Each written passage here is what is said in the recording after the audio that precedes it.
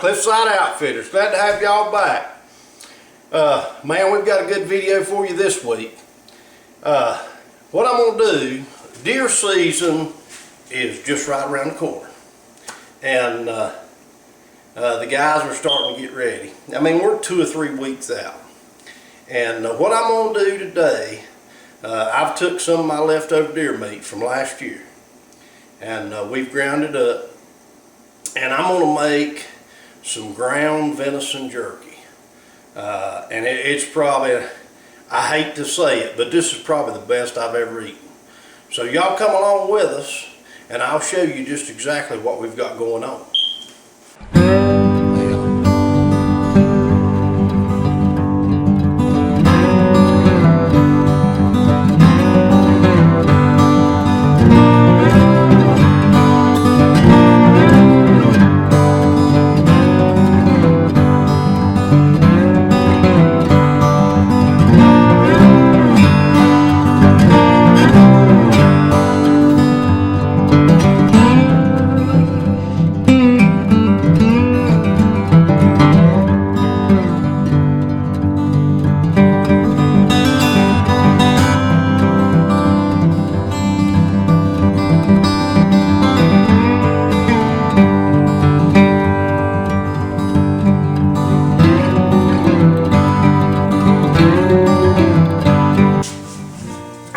Let's get started.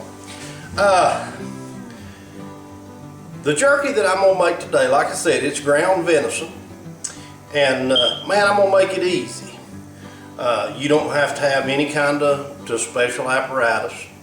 I've got a little trick that I'm going to show you. I do have a dehydrator, but if you don't have a dehydrator, you can set your oven on real low and it'll work just about as good. I like the dehydrator because I don't have to watch it quite as much. But other than that, there's no special tools involved. Now, in an earlier video, we done a recipe for basic jerky seasoning. And with that recipe, like I said, you can add to it. The seasoning I'm going to use today is the base recipe. And I added about a tablespoon, because I'm going to make mine a little spicy, of cayenne pepper to my base recipe. So let's take a look at what we got. To start with, I've got about 5 pounds of beautiful ground venison. And I'm going to put that in my big old bowl. I've got a big bowl here that I'm going to mix everything in. So I'm going to go ahead and put my venison in that bowl and get that out of the way. Now to that,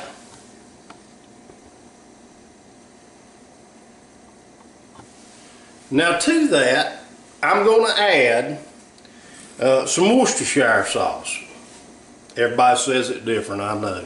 So, but what I'm going to do, I like about 1 tablespoon of Worcestershire sauce, and I've already got it measured out so that this video won't be 30 minutes long. But I'm going to add that 1 tablespoon per pound. Like I said, I had 5 pounds, so I've got 5 tablespoons of Worcestershire sauce that I'm going to put in my venison burger. I've also got, now this product right here, this is an Instacure. It's called Morton's Tender Quick, and that's not an endorsement, but a lot of people, anybody that cures meat knows about this. But it's just a curing salt. It's sodium nitrate and it's got salt in it, so it's a mixture. It's not like Preg powder #1, which is all sodium nitrate, but this is a mixture and it's easy to use. It's real user friendly, and I usually use it for my beef jerky. But I've got a ½ teaspoon per pound of Morton's Tender Quick that I'm going to add into my venison. Now, earlier in the year, like I said, you've seen this video. That seasoning that I made up, it's in this jar right here. I'm going to take and I'm going to add about 1.5 tablespoons per pound of meat. So that's going to be about 7.5 tablespoons in this 5 pounds of meat. 1, 2, 3, 4, 5, 6, 7 and a half. All right, so we got our seasoning in there. Now that is probably the some of the hardest part of getting your mixture ready, is getting all your seasonings prepared and getting everything mixed together. So what I'm going to do, I'm going to take my hand, and my hands are clean. In fact, Michelle made me wash dishes earlier today, so my hands are really clean. And I'm going to take and go ahead and mix it up. You can do this with a spoon, you can do it with a mixer. I'm going to be honest with you. This right here is the best way to do it. There's no better tool than the human hand. And like I said, just make sure your hands are good and clean, or you can even wear a glove if you don't want to touch the meat, but I don't mind. And I'm going to mix this up, and I can do this. I can do a better job, and I can do it faster, and I've got less dishes to wash than if I was to use some kind of mixer. That just seems like a whole lot more trouble to me than it's worth. Alright, so we got our meat mixed up real good. Get it all mixed through, because you want the cure and the seasoning to be evenly distributed through the meat. So get it mixed in real good. Now what we're going to do, I'm going to cover this with a little saran wrap, aluminum foil. If you've got a bowl that you've got a lid for, use that. But I'm going to put it in the refrigerator, and I'm going to let it sit overnight. And I'm going to let that cure do its job. Now, a note about the cure. If you're going to make this jerky and you're going to eat it tomorrow, or the next day, or maybe even in a week, the cure is, in my opinion, and this is just my opinion, it's unnecessary. The cure prevents bacterial growth, and so the cure is better for long-term. The cure is better for long-term storage.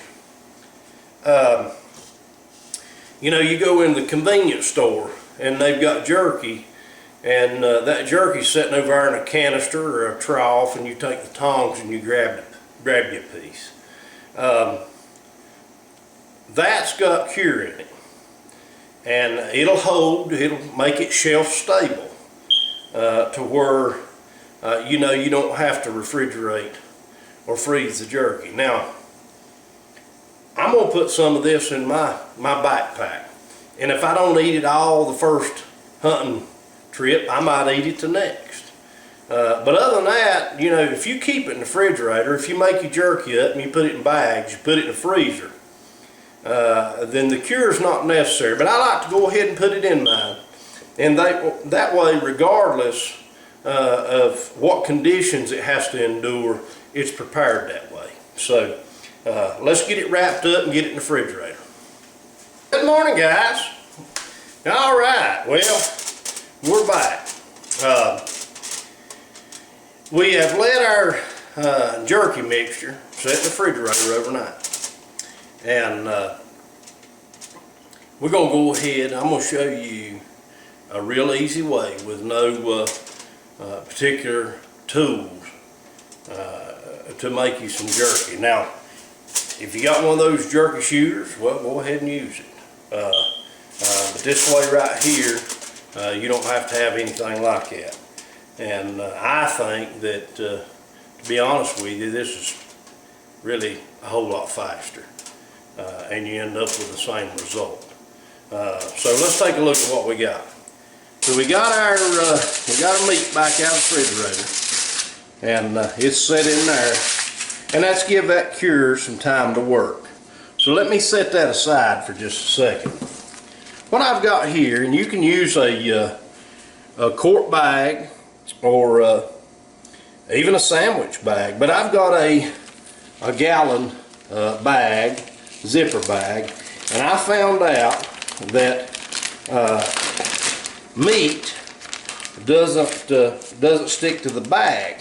So what I've done, right here at the corner, I ripped it apart and sort of made me a sheet.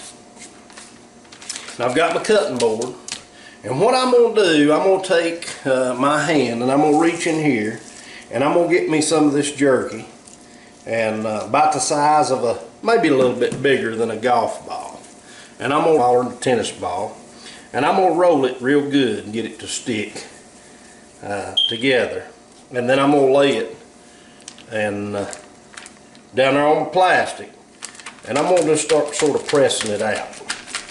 Now this jerky that I'm making is going to be sort of irregular shape, but that's cool. When you chew it up, you're not going to know any difference. But then I'm going to take my rolling pin and I'm going to sort of flatten it out even. And the thing about it is, you can make it 3/16 of an inch. I could tell you that you need it to be 1/4 of an inch. You know, you want it thin. But the thing of it is, consistency is where it's at. When you put it in the dehydrator, you put it in the oven. If yours is a little thicker than mine, or vice versa, as long as it all dries out relatively the same time, that's going to make it easier for you. If you have some thin ones, you can go ahead and remove those. But if you can get it consistent, that's the best. So let's continue to roll it out and get it to a uniform thickness. And like I said, this can be just a little bit awkward. One thing you might want to do, you might want to get you a towel and put it underneath your bag, and that way it won't slide around so much. So I think I'm probably right there at about 1/4 inch. My dehydrator, it's got these trays, and what I'm going to do is I'm going to take, you can see that it don't stick, and you can take it and just lay it in your hand and put it right here in the tray, just like that. And you want to continue to repeat that process of rolling it out and putting it in the tray until you get your tray filled up. Alright guys, so once you get your tray filled up, then it's ready to go in the dehydrator, and this is my old dehydrator. We've had it for years, but it still works pretty good. It's just one of them old cheap ones that you can buy at the big box store. But get you a dehydrator, or you can put it on racks and put it in the oven.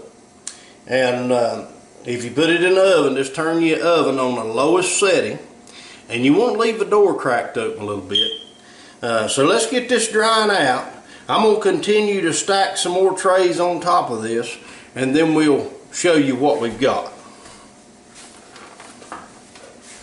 Alright guys, so we got our trays filled up, and I've got several of them. Let's see here. 1, 2, 3, 4, 5, 6. I've got 6 trays that I've got on my dehydrator. And so what we're going to do now, I know what y'all was thinking probably the whole time I was rolling that out, is that them's awful big.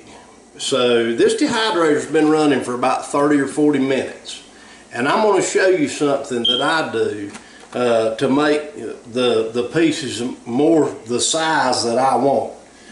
Take a look at what we've got. See, they've started to dehydrate, and they've sort of got a rubbery consistency. At this point, I'll take and just tear the pieces apart into smaller sections, serving sizes if you will, and lay them right back in the dehydrator. And once you get them tore apart, like I said, they're sort of irregular. And I like it. I like it to, it gives it sort of a rustic look. But like I said, you can tear them apart and get them back on there. And now they're ready to go to the end.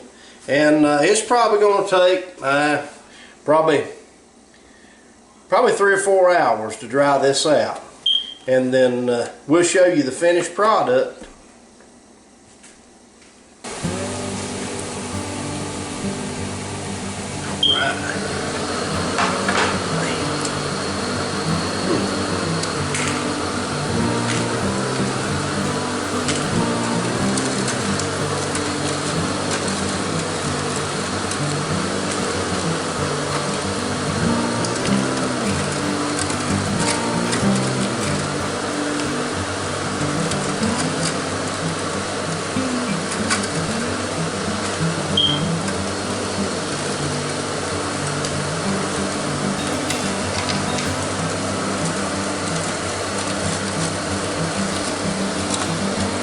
Boy, that's gonna be good.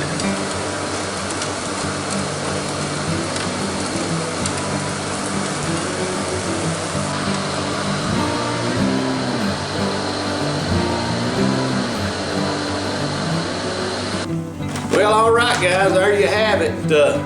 That's the way we do our burger jerky here at Cliffside Outfitters. And I hope y'all enjoyed the video. Until next time, y'all have